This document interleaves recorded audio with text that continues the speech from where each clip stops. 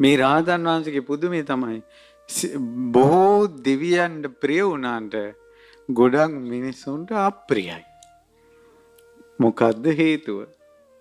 හේතුව තමයි මේ රහතන් වහන්සේ කතා කරන්නේ මෙහි වරෙන් වසලයා කියලා. වසලයා කියලා රොඩියා කියලා තමයි කතා කරන්නේ. එතකොට අවුල් යනවා ඔක්කොම. ඉතින් මිනිස්සු හරිය අකමැති. යම් කොටසක්. එක දවසක් තිප්පිලි අරගෙන මිනිස්සෙක් තිප්පිලි කරත්තයක් පුරවගෙන යනවා විකුණන්න. එහෙම යද්දී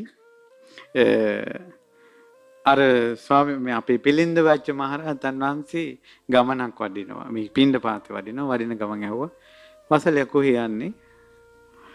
එතකොට අර උදේ පාන්දර වසලයා කිව්වනේ. ඊට පස්සේ දැන් තරහා ගියා. ඊට පස්සේ ඇහුවා නෑ ඇහුවේ මොනවද ඔකේ තියෙන්නේ කියලා. දැන් තරහා ගියා. දැන් තියෙන්නේ තිප්පිලිනේ. මේකේ තියෙන්නේ මී බෙටි කිව්ව තරහට. වසලේ එසේම වේවා. සර්ව දාන දුන්නා වූ මහා අභිඥාපාරප්‍රාප්ත සියලු දෙවිවරුන්ට ප්‍රියමනාප ඒ උත්තමයා මුවෙන් යමක් කිව්වොත් ඒක ඒ විදිහට වෙනවා. අර දෙවිවරු තිප්පිලි අතුරුදහන් කළා මේ බෙටි පිරෙව්වා. අර මිනිස්සයා ගිහිල්ලා ඒක විකුණන්න යද්දී තිප්පිලි නෑ මේ බෙටි පොඩි කරලා බැලුවා මේ බෙටි දිව්වා. මිනිස්සු ඇහුවා ඇයි කියලා. මං තිප්පිලි අරන් ආවේ මේ බෙටි වෙලා. ඇයි අතරමඟදී උඹට මොකක්ද දුන්නේ නැස්පැත්තිය? අර මේ ශ්‍රමණයන් වහන්සේ නමක් ඇහුවා මගෙන්. මං කිව්වා මේ බෙටි කියලා. කිව්වා ඒකාන්තෙම ওই පිළින්ද වච්ච මහරහතන් වහන්සේ මිනිස්සුયો හිත දූෂ්‍ය කරගන්න එපා. ඒ ශ්‍රමණයන් වහන්සේ කතා කරන විදිය හිතන්න එපා. ගෞරව කරපන්. දැන් දුවගෙන ගිහිල්ලා කියපන් ශ්‍රමණයන් වහන්සේ ඒකේ තිබ්බේ තිප්පිලි කියලා. ඉතින් දුවගෙන ගිහිල්ලා ශ්‍රමණයන් වහන්සේ ඒකේ තිබ්බේ තිප්පිලි වසලේ එසේම වේවා. ආන්න මේ පිටි තිප්පිලි වෙලා. හරි පුදුමයි. හරි පුදුමයි. ඊට පස්සේ මේ විදිහට දැන් සංඝයාට කතා කරන්නේ එහෙම. දැන් මේ අපි මිඳුලාමදිමු කියලා හරි මොකක් හරි කියමු කතාවක්. ඒ වගේ කළා ආවේ නැත්නම් වසලේ අරන් වරේ කියලා කියනවා. ඒක දැන් ආමඳුරන්ඩත් වසලයා කියනවා. එතකොට දැන් ස්වාමීන් වහන්සේලා සම්පූර්ණයෙන් මේකෙදින් මේ පිළින්දවච්ච මහරහතන් වහන්සේ කියන අපහැදුනා. ඉතින් සංඝයා කතිකා වුණා මේක හරියන්නේ බුද්ධ ශාසනයේ සංඝයා කියනකොට කතා කරන්න ඕන කරුණාවෙන් මෛත්‍රී. ඉතින් ඒ නිසා මේ භික්ෂුවගේ කිසිම කරුණාව මෛත්‍රියෙන් යුතු වචන නැහැ. අපි මේක බුදුරජාණන් වහන්සේට පැමිණිලි කරමු කියලා. ඊට පස්සේ බුදුරජාණන් වහන්සේට පැමිණිලි කළා. බුදුරජාණන් වහන්සේ කතා කළා. ඇත්තද පින්වත් වච්ච පිළින්ද වච්ච මේ වසලයා කියලා කතා කරනවා කියලා. එහෙමයි ස්වාමීනි. මම එහෙම කතා කරනවා. බුදුරජාණන් වහන්සේ සංඝයාට වදාලා පින්වත් මහණෙනි මේ පිළින්ද වච්ච භික්ෂුව ඒ විදිහට කතා කළාට නපුරු හිතක් නැහැ. අවමන් කරන අදහසක් නැහැ. මීට කලින් ජීවිත 500ක් එක දිගට මිශ්‍ර නොවුන පිරිසුදු බමුණු කුලයේම ආත්ම භාව 500ක් ඉපදෙලා තියෙනවා. ඒ හැම ජීවිතයකම අන් අයට වසලයා කියලා අර කුලෙන් තිබ්බ අභිමාණයෙන් කතා කරලා ඒ පුරුද්ද මේ ජීවිතයටත් ඇවිල්ලා කිව්වා. දැන් මේ සසර පුරුද්දකට ආපු වචනයක්. ඒකට එකල හිටපු සංඝයා පවා ඒ ගැන මතවාද හදාගත්තා. ඒක විසඳන්න හිටිය බුදුරජාණන් වහන්සේ විතරයි. අද කාලේ කොච්චර සසර පුරුදු මිනිසුන්ට එනවා ඇතිද? අවුල් පිට අවුල් හදා ගන්නවා විසඳන්න කෙනෙක් නැහැ. ඒ වෙලාවේ බුදුරජාණන් වහන්සේ ගාථාවක් වදාලා යම්හි න මායා වසති න මානෝ යෝ වීත ලෝභෝ අමමෝ නිරාසෝ පනොන්න කෝධෝ අබිනිබ්බුතත්තෝ සෝ බ්‍රාහ්මනෝ සෝ සමනෝ ස බික්ඛු යම් විදිහකින් එයා තුල මාන්නේ නැත්තම්, මායාව නැත්තම්, ලෝභය දුරු කරලා නම්, මම මගේ කියන අදහස නැත්තම්, ආසාව දුරු කරලා නම්, ක්‍රෝධේ නැසලා නම්, නිවනටපත් වෙලා නම්, ඒ කෙනාට තමයි බ්‍රාහ්මණයා කියන්නේ. ඒ කෙනාට තමයි ශ්‍රමණයා කියලා කියන්නේ. ඒ කෙනා තමයි භික්ෂුව කියන්නේ. අකක්කසං විඤ්ඤාපනින් ගිරන් සච්ඡං උදීරේ යාය නාභි සජේ කංචි තම්මම් බ්‍රූමි බ්‍රාහ්මණං. යම් වචනයකින් කිසිවෙක් කෝප කරවන්නේ නැද්ද? එවැනි රළු නො වූ, කරකස නො වූ, ගොරහැඩි නො වූ, දෙලෝ යහපත සලසන්නා වූ සත්‍ය වචන යමෙක් කතා කරයිද? එවැනි තැනැත්තාට මම බ්‍රාහ්මණයා කියලා කියනවා. මේ රහතන් වහන්සේගේ හිතේ තියෙන සත්‍ය අන්න අය කෝප කරනවා කියලා එකක් නැහැ. ඉතින් එදා තමයි මිනිස්සු දන්නේ මේක සංසාර පුරුද්දන් නිසා මිසක්ක මේ රහතන් වහන්සේ නමක් කියලා. දැන් මට කියන්න ඇයි මිනිස්සු කිපෙන්නේ? ඇයි දෙවිවරු කැමති වෙන්නේ? දැන් දෙවියන් අතිශයින් ප්‍රියමනාපයිනේ. අග්‍රයිනේ. සියලු මේ බුද්ධ ශාසනයේ සියලු සංඝයා අතර දෙවියන්ට වැඩිපුරම ප්‍රියමනාප කෙනා. දෙවිවරු කැමති, මිනිස්සු අකමැති. ඇයි ඒ? දෙවිවරුන්ට පේන්නේ අපි කරන කියන දේද හිතද? ඒතර දෙවියන්ට පේන්නේ හිත. හිතේ කහටක් තියනවද මේ රහතන් වහන්සේගේ? ඒ හිත ලස්සන නැද්ද? සොඳුරු නැද්ද? ප්‍රියමනාප නැද්ද? වන්දනීය නැද්ද? පූජනීය නැද්ද? පවිත්‍ර නැද්ද? ඒ දෙස දෙවියෝ වඳිමින් බලා සිටිනවා. මිනිස්සු කටේ වචනේ බලන්න. සැරට කිව්වද? මිනිස්සු දැක්කද මිනිස්සුන්ගේ ස්වභාවය? මිනිස්සු බාහිර දේෙන් තමයි පැහැදෙන්නේ. මිනිස්සු වචන තමයි අල්ලගන්නේ. හිත පේන්නේ නැහැ. හිත පේන්නේ දෙවියන්ට. දැන් මෙතන ඉන්න අයගෙන් මිනිස්සු කොච්චර මේ වන්දනාවට සහභාගී වුණාද කියලා කතා කරන්නේ අපි. මිනිස්සු. දෙවිවරු එහෙම නෙවෙයි. දෙවිවරු බලනවා කී දෙනෙක් රහතන් වහන්සේ ගැන හිත පහදවා ගත්තද? ඒ හිත පැහැදෙන්න ඒ කෙනාගේ හිතේ තියෙන අඳුරක්ද එළියක්ද? එළිය. ඒ බුදුරජාණන් වහන්සේ ගැන, රහතන් වහන්සේ ගැන හිත පහදවා ගත්තට පස්සේ ආකාශයෙන් දෙවි රහතන් වහන්සේ වඳින්න එන මිනිසුන්ට පේනවා සෑය වටේ පහන් ටිකක් තියලා තියෙනවා වගේ. පහන් ටිකක් තියලා තියෙනවා වගේ පේනවා. මේ පහන් වැඩි වෙන තරමට සතුටුයි. පහන් වැඩි වෙන තරමට සතුටුයි. අපේ මොනිදුන්ට, අපගේ රහතන් වහන්සේට, අපගේ ආචාර්යන් වහන්සේට පහන් සිතින් පුදනවා කියලා. හිතම පහදා ගන්න. එහෙනම් දෙවියන්ට පේන්නේ අතේ තියෙන දේද හිතේ තියෙන දේද? හිතේ තියෙන දේ. එතකොට මේක තේරුම් ගන්න එක්කෝ තේරෙන කෙනෙක් මේක විග්‍රහ කරලා දෙන්න ඕන. එහෙම නැත්නම් හිත පේන්න ඕන. කෙනෙක්ව තේරුම් ගන්න. එහෙම නැත්නම් පුජ්‍යලයන් අතර ඉඳින් එකිනෙකා අප්‍රියමනාප නොවි ඉන්න තව ක්‍රමයක් තියෙනවා. ඒ තමයි දෙවිවරු සියලු දෙනාම මේ රහතන් වහන්සේ වටා එකතු වුණේ කෘතගුණ සිහි කරලා. මෙතුමා නිසායි අපි දෙවියන් අතර ඉපදුනේ. ඒ නිසා Tamanට වෙච්ච යහපත කල්පනා කරපුවම ඒ කෙනා කියන වචනේ සැරයිද බාලයිද කියලා ඒව හිතන්නේ අර්ථය විතරක් ගන්නවා. කෙලෙහි ගුණ තිබ්බනම් ඒ උනට කෙලෙහි ගුණ ගොඩාක් අඩුයි. මේ මහමෙවුනාවෙන් උනත් බණහන් දෙන අයගේ කෙලෙහි ගුණ අඩුයි. ස්වාමීන් වහන්සේ නමක් එක්ක සැරට කතා කළොත් ඒක කතා කළේ නැත්තම් අවුල් යනවා.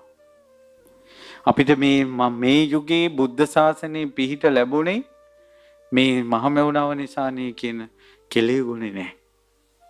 ඔයාලගේ සමහර ළමයි උහිටත් වැඩිය විනාශ වෙලා අද මේ වගේ ධර්ම ප්‍රචාරයක් තිබ්බේ නැත්තම්.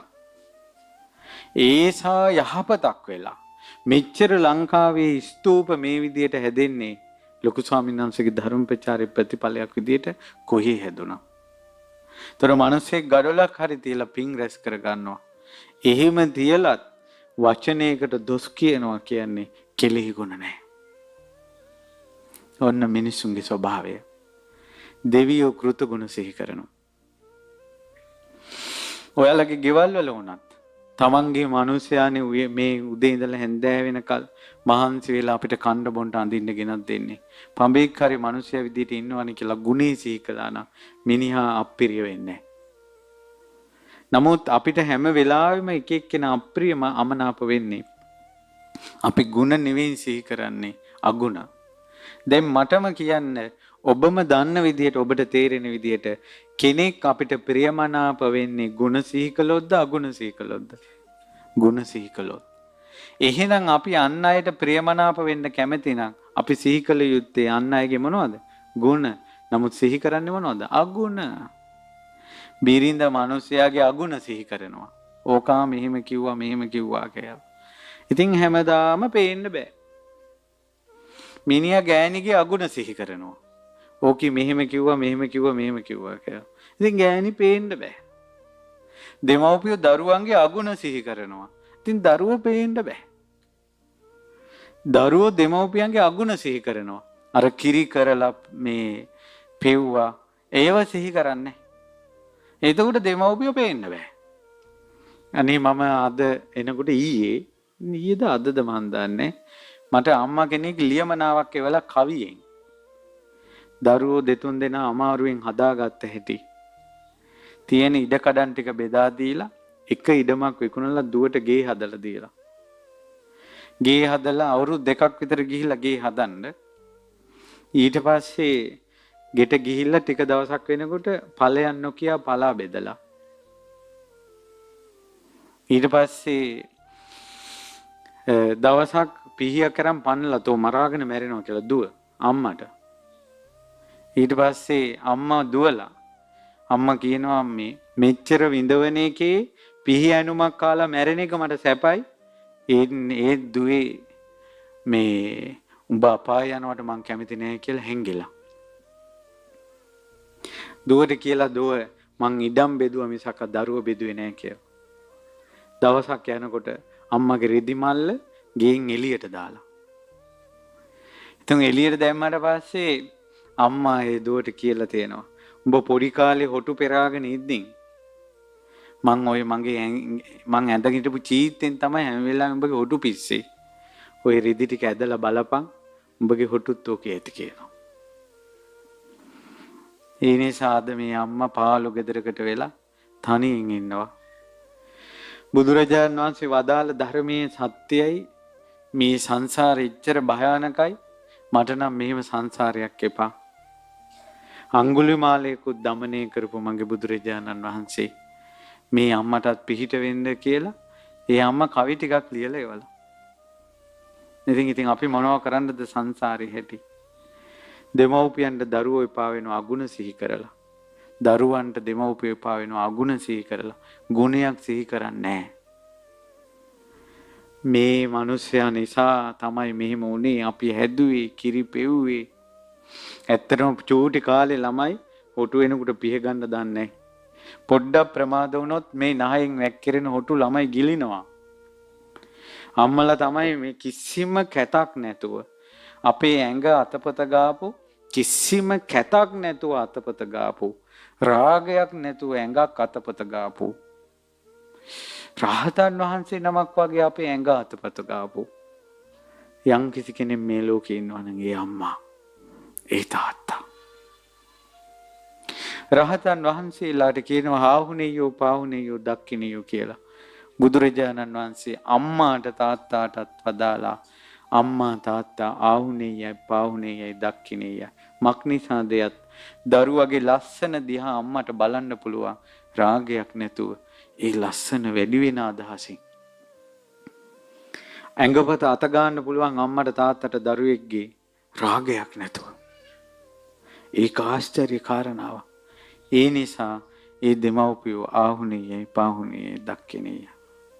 ඉතින් අම්මා තාත්තගේ ගුණ සිහි කරන්නේ මෙලොවට හැදුවා නෙමෙයි අතපය ටිකවත් කියලා සිහි කරන්නේ. පොඩි කාලේ කුණු කානුවකට දැම්මේ නැහෙනේ කියලාවත් සිහි කරන්නේ. ඉතින් අම්මලා අප්පිරියයි. එපා වෙනවා. අගුණේ සිහි කරනවා. ෆෝන් එක ඔබන්න එපා කිව්වා. ගමන් බිමන් යන්න එපා කිව්වා. කියලා අර අකමැති දේවල්ම හිතනවා. මතක තියාගන්න ඔබත් මමත් මේ සසර ගමනේ යද්දී අන් අයගේ අගුණ වැරදි හිතුවා කියන්නේ අප්‍රියමනාප බවමයි එන්නේ. ප්‍රේමනාප බව එන්නේ. ඉතින් අර කට්ටියට පෙනුනේ මේ රහතන් වහන්සේගේ වචනේ. මිසක් හිත දැක්කේ නැහැ. ඇත්තනම අම්මලා කොච්චර දරුවන්ට සැරකලත් ඒ අම්මලාගේ හිත දරුවන්ට පේනවා නම් වැළඳගෙන අඬයි පැය ගණන් දරුවෝ. ඔය අම්මලාගේ හිත දැක්කනම්, ඔය තාත්තලාගේ හිත දැක්කනම්. අවංක ගුරුවරු ළමයි හික්මවන්නට ගන්නකොට ඒ ගුරුවරයාගේ හිතේ තියෙන සිතිවිල්ල ශිෂ්‍යයාට පේනවා නම් ඒ ශිෂ්‍යයා කවදාවත් ගුරුවරයාට එරෙහි වෙන්නේ නැහැ. නමුත් අද කාලේ ශිෂ්‍යයෝ ගුරුවරයාගේ වචනේ දිහා තමයි බලන්නේ. ඉතින් ඒ නිසා සසර පුරුදු එක එක්කෙනාට එනවා. ඒවා විග්‍රහ කරන්න අද කෙනෙක් නැහැ බුදුරජාන් වහන්සේ හැර. එක හාමුදුරන් වහන්සේ නම දානශාලාවේ ඔක්කොම වළඳන කල් ඉඳලා ඔක්කොම දානේ බෙදාගත්තට පස්සේ ඉතුරු වෙන ඔක්කොම ටික අරන් වළඳනවා. බුදුරජාණන් වහන්සේට පැමිණිලි කළා මේ උන්වහන්සේ වළඳන වැළඳිල්ල සුළුපටු නැතේ කියලා. බුදුරජාණන් වහන්සේ වදාලා මේ භික්ෂුව ආත්ම භාව ගණනාව ඇතික් වෙලා ඉපදෙලා තියෙනවා. ඒ නිසා කොච්චර කෑවත් කුස ඇති කියලා දෙන්නේ නැහැ කිව්වා සිටිවිල්ල. අපි මිනිස්සු කන දිහා බලා ඉඳලා මිනිසුන්ට දෙස් දෙවුල් තියෙනවා. අපි තුල මොන ඇතිද? එක හාමුදුරනමක් දානේ වළඳලා ඉවරෙලා හවස් වෙලා භාවනා කරලා එකපාරම ගුඩුස් ගාලා කාපු වළඳපු ටික කටට ගන්නවා. කටට අරන් ආයෙ ගිලිනවා. දැන් ප්‍රශ්නයක් ආවා විකාල භෝජනේ. බුදුරජාණන් වහන්සේ වදාළ මේ භික්ෂුව ආත්ම භව 500ක් එක දිගට ගවයෙක් වෙලා හිටියා. වමාරා කෑවා. ඒ පුරුද්ද මහණ වුණත් ආවා කිව්වා. ඒ වුණාට මේ ඉන්නේ රහතන් වහන්සේ නම. භික්ෂුව උගුරට ආපු දේ ආයෙ ගිලින්න එපා එළියටම දාන්න කිව්වා. ඉතින් මේ මිනිස්සු අතර කොච්චර අඩුපාඩුකම් තියෙන්න පුළුවන්ද? කෙලවරක් නැති සංසාරයක් එන්නේ.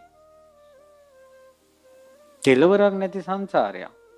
එක එක්කිනාගේ ඉරියව් වල, කතාවල, හැසිරීම් වල එක එක දෝෂ අඩුපාඩු තියෙනවා. එක හාමුදුරනමක් වතුරෙන් යනකොට පැනලා යන්නේ. බුදුරජාණන් වහන්සේ වදාලා වඳුරු යෝනි ඉපදී. වැඩි ඕනේ අර බනහන මිනිස්සු ටිකක් ඉරිය ඇඳ හිටියේ. මිනිස්සෙක් ගැඩවිලි ජීවිතයක ඉපදිලා. එක්කෙනෙක් අතොහලවලා හිටියේ. කලින් වඳුරු ජීවිතේ ඉපදිලා. එක්කෙනෙක් උඩ බල හිටියේ නැකත්කාරයෙක්. එක්කෙනෙක් නිදාගෙන හිටියේ පිඹුරේ. කලින් ජීවිතේ සරපේ. ආත්ම භාව 500 එක දිගට ඇවිල්ලා. ඒ වගේ එක දිගට ආපු සංසාරයක අපි මොනවා මේකට අරන් ඇවිල්ලාද කියලා කවුද විස්තර කරලා දෙන්නේ?